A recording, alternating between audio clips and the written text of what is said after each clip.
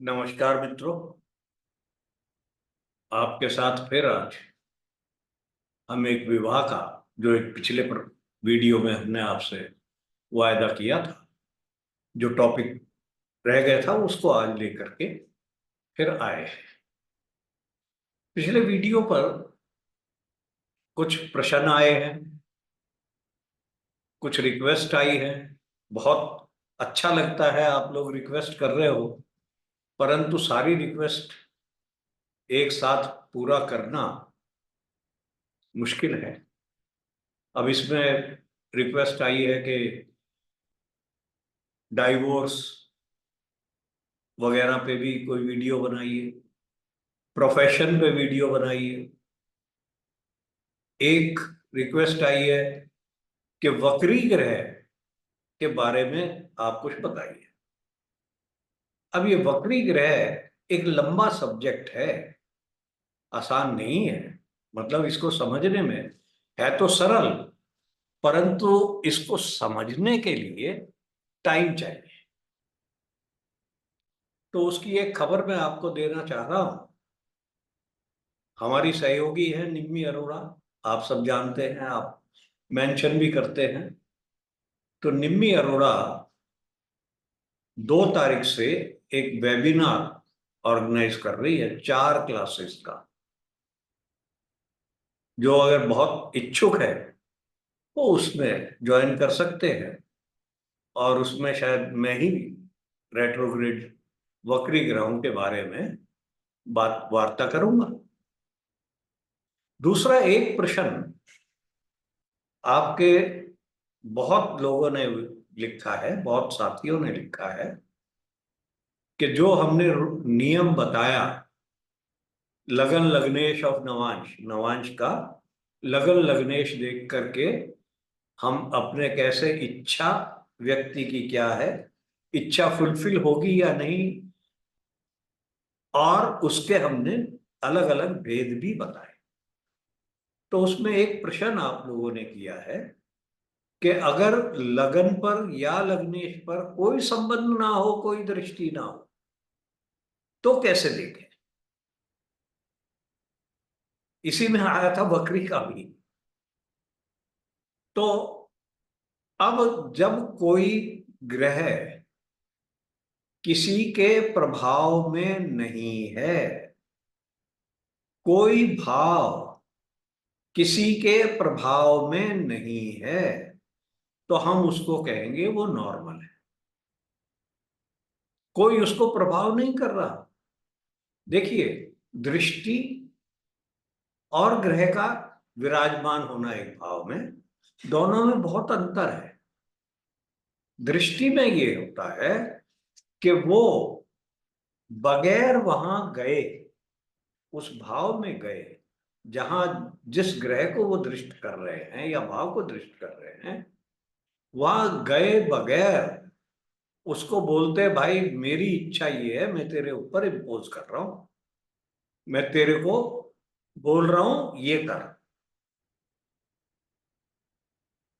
और जब ग्रह वहां बैठा हुआ होता है, दृष्टि नहीं, युति में होता है, तब होता है कि मैं तेरा संगी साथी हूं। अब अगर दोनों आपस में ठीक ठीक संबंध रखते हैं तो कहेंगे भाई चल ठीक है, मैं तेरा काम करूंगा, तू मेरा काम कर। तो ये फर्क होता है। इसीलिए पराशर जी ने लिखा है कि दृष्टि संबंध ज्यादा प्रबल होता है। ठीक है। तो ये मैंने आपके जो प्रश्न आए हैं उनका मैंने थोड़ा सा जवाब देने की कोशिश की है। अब हम आते हैं आज के टॉपिक पे। हमने पिछले वीडियो में अर्ली, ठीक टाइम, ठीक टाइम पे शादी, लेट शादी, उस पे वार्ता की थी। तो ये भी प्रश्न आया था कि भाई शादी ना होने के योग क्या होते हैं, और शादी समय से पहले हो जाए, उम्र शादी की उम्र होने से पहले ही शादी हो जाए तो उसके क्या योग होते हैं। दोनों एक्सट्रीम है ये। एक बिल्कुल, आप अक्षय तृतीया की राजस्थान की शादी की बात कर रहे हैं, और दूसरा कि जिसकी शादी नहीं होती। और हमने इसलिए ये नहीं दिया था क्योंकि इसको जांचने के लिए एक और पराशर जी का वर्ग D30 त्रिशांशा आता है, जो काफी निर्णायक है। इसको पराशर जी ने मिसफॉर्चून, अभाग्य का चार्ट लिखा है, भाग्य अभाग्य। तो उसको भी हम इन केसेस में त्रिशांशा की मदद लेते हैं, नवांश को नहीं छोड़ेंगे। नवांश के जो हमने नियम आपसे वार्ता की है वो नियम रहेंगे। उसकी कंफर्मेशन, पुष्टि के लिए हम त्रिशांशा को भी प्रयोग में लाते हैं। इसलिए ये अलग से मैंने वीडियो बनाया है। अब आप देखिए, त्रिशांशा मिस फॉर्चून का चार्ट लिया गया है। यहां पर जब हम विवाह की बात करते हैं तो प्राय ये देखा गया है कि 1 और 7 एक्सिस, 1 और 7 हाउस त्रिशांशा का, और 2 और 8 भाव, 2 एक्सिस ये हम लेते हैं, 2 अक्ष लेते हैं। इनमें अगर पाप प्रभाव ज्यादा हो तो विवाह की संभावना कम हो जाती है। नवांश और त्रिशांश दोनों को मिला के हम फलित करेंगे, दोनों का सहारा लेंगे। अगर त्रिशांश में लगन और 7, 1 7 एक्सिस और 2 8 एक्सिस, इनमें केवल पाप ग्रह हो तो वो विवाह में रुकावट डालते हैं। एक और नियम जो हम पहले अपनी कारको भाव नाशाय में जिक्र कर चुके हैं कि यदि किसी वर्ग चार्ट में उस वर्ग का कारक लगन में हो और पीड़ित हो तब वो कारको भाव नाशाय होता है। जैसे मेल पुरुष के चार्ट में शुक्र लगन में और पीड़ित, कोई शुभ संबंध नहीं है, और स्त्रियों की कुंडली में बृहस्पति लगन में केवल अशुभ संबंध के साथ हो तो ये भी विवाह ना होने का एक योग होता है। तो हम जो आज चर्चा करेंगे वो नवांश भी लेंगे और त्रिशांश भी लेंगे। मेरे ख्याल से आप बेसिक पॉइंट समझ गए हैं कि हम दोनों कुंडलियों को का समन्वय करते हैं, दोनों को एक साथ जोड़ते हैं और वहां से देख करके कोशिश करते हैं कि भाई क्या फाइनल कंक्लूजन है। तो अब मैं आपके साथ अपने चार्ट शेयर करता हूं और उनकी डिस्कशन करते हैं।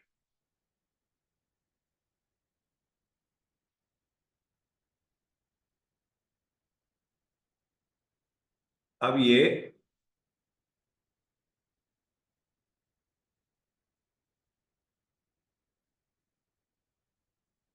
पहला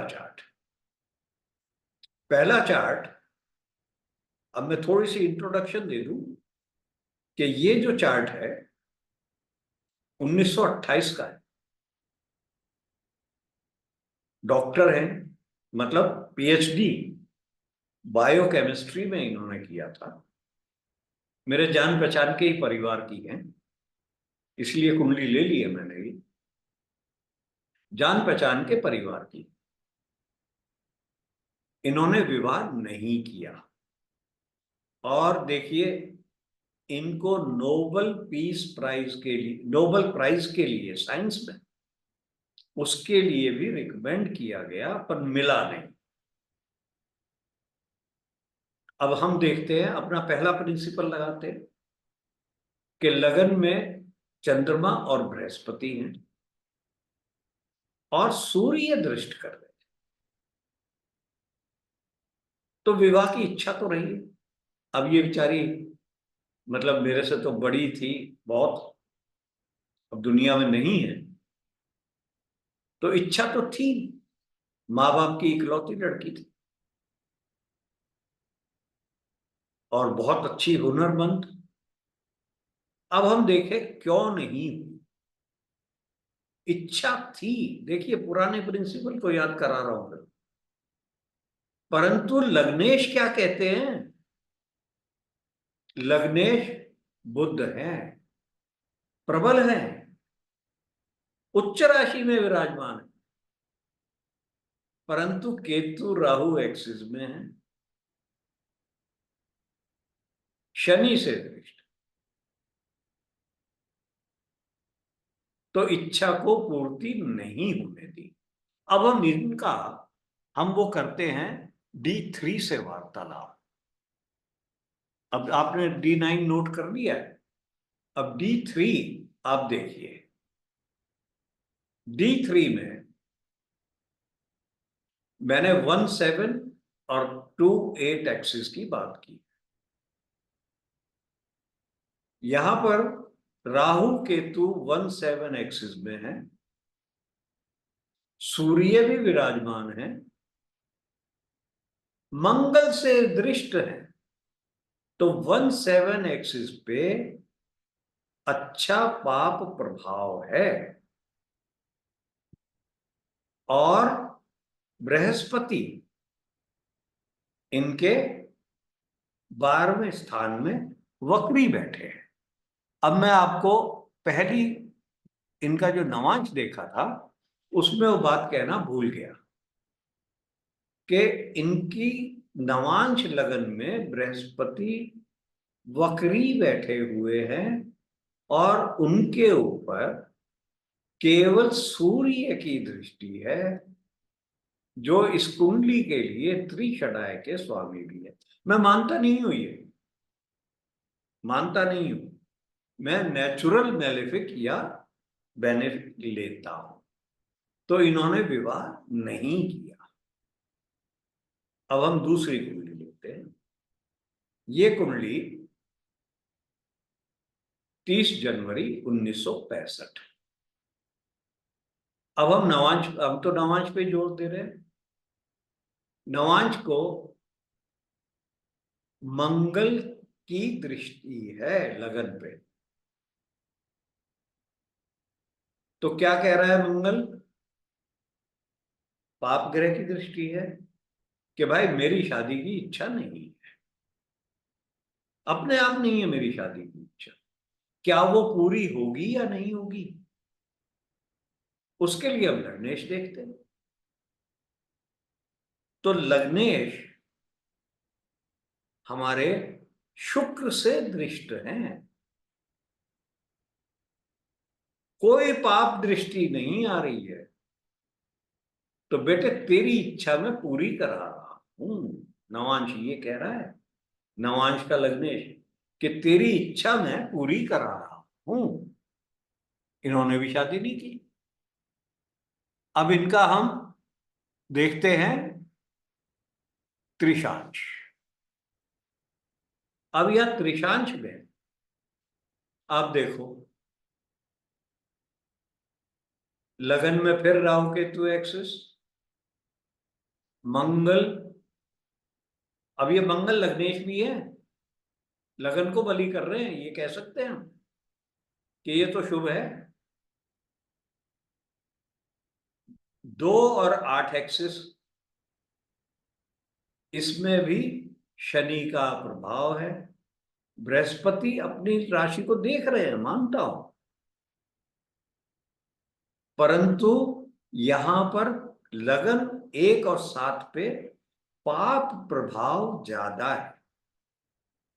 और नवांश कह रहा था भाई कि तुम्हारी शादी की इच्छा नहीं है, तो मैं वो इच्छा पूरी कर रहा हूं। उससे पुष्टि हमारे त्रिशांश से हो जाती है। अब मैं आगे लूंगा जल्दी शादी। अब ये कुंडली मां आनंदमयी मां की है। इनकी 11-12 साल की उम्र में, बहुत अर्ली शादी की बात कर रहा हूं, इसलिए मैंने ले ली है। अब यहां देखो नवांश में किसी ग्रह की दृष्टि नहीं है, तो एवरेज है भैया। हो जाए तो ठीक है, नहीं होगा तो मेरे को कोई लालच नहीं है, मैं कोई भाग नहीं रहा शादी के लिए या मना नहीं कर। अब ऐसे में क्या होता है कि अब लगन लॉर्ड अगर शुभ के साथ है तो वो करा देगा जल्दी से, अशुभ के साथ है तो नहीं कराएगा, क्योंकि उसकी तो इच्छा नहीं है।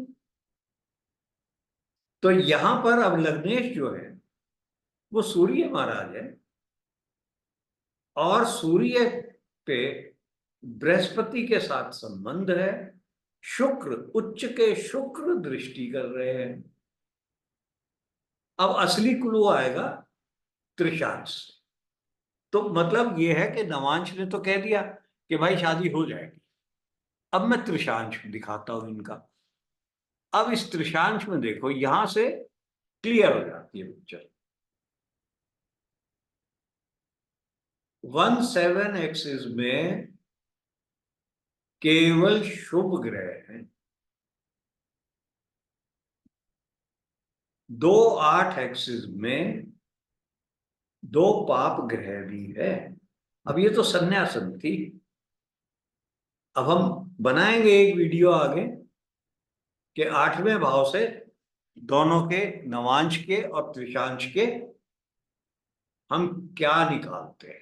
8वें भाव से केवल नवांश से नहीं होता है, नवांश से भी क्लू लेते हैं और त्रिशांश से भी क्लू लेते हैं। और 8वां भाव हमारा होता है विवाह की आयु, कितना लंबा विवाह की आयु चलेगी। अब इसके बाद नेक्स्ट कुंडली लेते हैं। ये हमने लास्ट उसमें भी ली थी, टाइमली मैरिज पे, क्योंकि उन दिनों जब इनकी शादी हुई थी तब 13, 14, 16 साल को टाइमली माना जाता था। अब उसको मैं आज के संदर्भ में अब ऐसे अर्ली बोल रहा हूं। नहीं, इनकी 13 साल में शादी हुई। अब यहां पहले नवांश हमने कल डिस्कस कर लिया था कि शनि बैठे हुए हैं लगन में, इच्छा तो नहीं है भाई मेरी, परंतु लग्नेश जो है वो मंगल के साथ है। तेरी इच्छा पूरी नहीं होने दूंगा मैं। ये हमने पिछले कुंडली में, पिछले सेशन में बात की थी। अब इसमें मैं त्रिशांश ऐड करना चाहता हूं, इसीलिए मैंने इस कुंडली को दोबारा लिया है। अब यहां त्रिशांश में देखो, 1-7 एक्सिस में देख लो भाई, शुक्र और बृहस्पति दोनों 1-7 एक्सिस में है, कोई पाप ग्रह नहीं। 2 और 8 एक्सिस में राहु केतु एक्सिस है, और एक शुभ ग्रह भी बैठा हुआ। ठीक है, तो इनकी भी विवाह बहुत अर्ली हो गया। तो आज का जो हमारा टॉपिक था, आज का हमारा टॉपिक त्रिशांश को विवाह के संदर्भ में देखने का था। और ये पराशरी त्रिशांश हम देख रहे हैं। त्रिशांश में अगर हम अलग से बात करें तो त्रिशांश में अगर पाप ग्रह की लगन उदय हो रही हो, और जिस ग्रह की लगन उदय हो रही है त्रिशांश में, वो ही ग्रह जन्म कुंडली में लगन को प्रभावित कर रहा हो, पाप ग्रह की बात कर रहा हूं, तो वो एक बहुत बड़ी अड़चन हो जाती। उसके विपरीत यदि त्रिशांश में शुभ ग्रह की लगन उदय हो रही है, और वो शुभ ग्रह लगन को दृष्टि से संबंध बना रहा हो, तो वो बहुत अच्छा हो जाता है। त्रिशांश मिसफॉर्चून का चार्ट है। अब ये मत कहना कि साहब इस पे भी एक और वीडियो बना दो, बनाएंगे कभी जब जैसे चलते रहे। तो अभी तो हम विवाह के टॉपिक ले रहे हैं, समय मिला और तो सेपरेशन बाय डेथ या डाइवोर्स, वो हम वैसे थोड़ा सा कवर कर चुके हैं कि एक से अधिक विवाह, अनेक विवाह। तो इसमें हम अब जब 8वें भाव की बात हो रही है, जो आयु की बात है, आयु विवाह के, तो क्या विवाह की आयु, जो विवाह हमने किया है उसकी आयु खत्म हो गई? दूसरे विवाह की आयु दूसरे तरह से देखी जाए, क्या आयु नहीं खत्म हुई है, हमारा संबंध टूट गया है, तो वो डाइवोर्स हो जाता है। ठीक है। तो ये बड़े इंटरेस्टिंग, मतलब रोज की हमारी लाइफ के टॉपिक्स हैं, एंडलेस है, बहुत है। कुछ लोगों ने बोला है कि होमोसेक्सुअल, लेस्बियन वगैरह उस पे भी आप बनाइए। ये मैं अब जो किताब लिख रहा हूं उसमें मैंने वो कवर किया है और बहुत चार्ट निकाले हैं और रूल भी बनाए हैं।